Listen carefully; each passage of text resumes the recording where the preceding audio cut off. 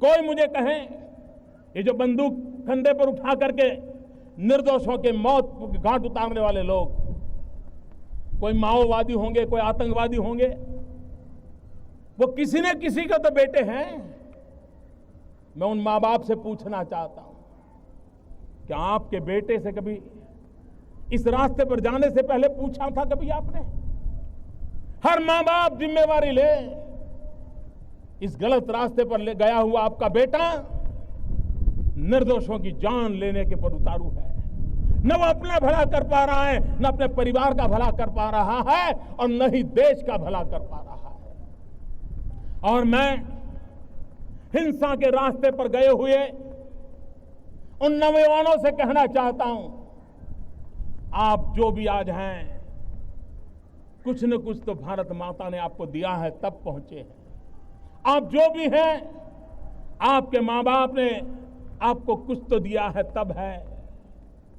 मैं आपसे पूछना चाहता हूं, कंधे पर बंदूक लेकर के आप धरती को लाल तो कर सकते हो, लेकिन कभी सोचो अगर कंधे पर हल होगा तो हरियाली धरती कितनी प्यारी लगेगी, कितनी प्यारी लगेगी। कब तक हम इस धरती को लहूलुहान करते रहेंगे? कब तक हम निर्दोषों की जान लेते रहेंगे? और हमने पाया क्या? हिंसा के रास्ते ने हमें कुछ नहीं दिया है। भाइयों बहनों, मैं पिछले दिनों नेपाल गया था। नेपाल में मैंने सार्वजनिक रूप से पूरे विश्व के आकर्षण करने वाली एक बात कही थी।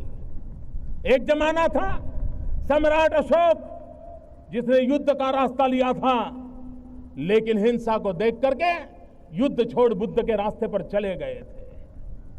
मैं देख रहा हूं कि नेपाल में कोई एक समय था जब नौजवान रास्ते हिंसा के चल पड़े थे, लेकिन आज वही नौजवान संविधान की प्रतीक्षा कर रहे हैं। उन्हीं के साथ जुड़े लोग संविधान के निर्माण में लगे हैं। और मैंने कहा था, शस्त्र छोड़ करके शास्त्र के रास्ते पर चलने का अगर नेपाल एक उत्तम उदाहरण देता है, तो विश्व के हिंसा के रास्ते पर गए हुए नौजवानों को वापिस आने की प्रेरणा दे सकता है।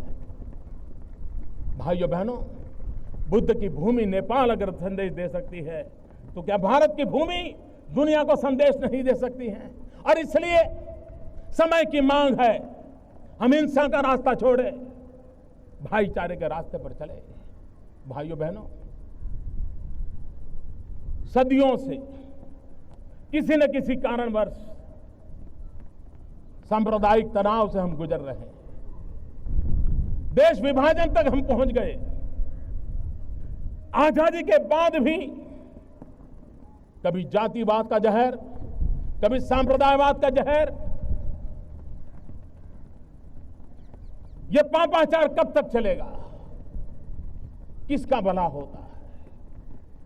बहुत लड़ लिया, बहुत लोगों को काट लिया, बहुत लोगों को मार दिया।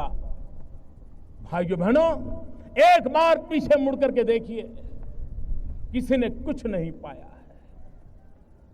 सिवाय भारत मां के अंगों पर दाग लगाने के सिवा हमने कुछ नहीं किया है। और इसलिए मैं देश के उन लोगों से आह्वान करता हूं, जातिवाद का जहर हो, संप्रदायवाद का जहर हो, प्रांतवाद का जहर हो, ऊंच नीच का भाव हो, ये देश को आगे बढ़ाने में रुकावट है। एक बार मन में तय करो, 10 साल के लिए मॉरिटोरियम तय करो। 10 साल तक इन सारे तनावों से हम मुक्त समाज की ओर जाना चाहते हैं। और आप देखिए, शांति, एकता, सद्भावना, भाईचारा हमें आगे बढ़ने में कितनी ताकत देते। एक बार देखो मेरे देशवासियों, मेरे शब्द पे भरोसा कीजिए और मैं आपको विश्वास दिलाता हूं, अब तक किए हुए पापों को, उस रास्ते को छोड़ें, सद्भावना, भाईचारे का रास्ता अपनाएं और हम देश को आगे ले जाने का संकल्प करें। मुझे विश्वास है कि हम इसको कर सकते हैं।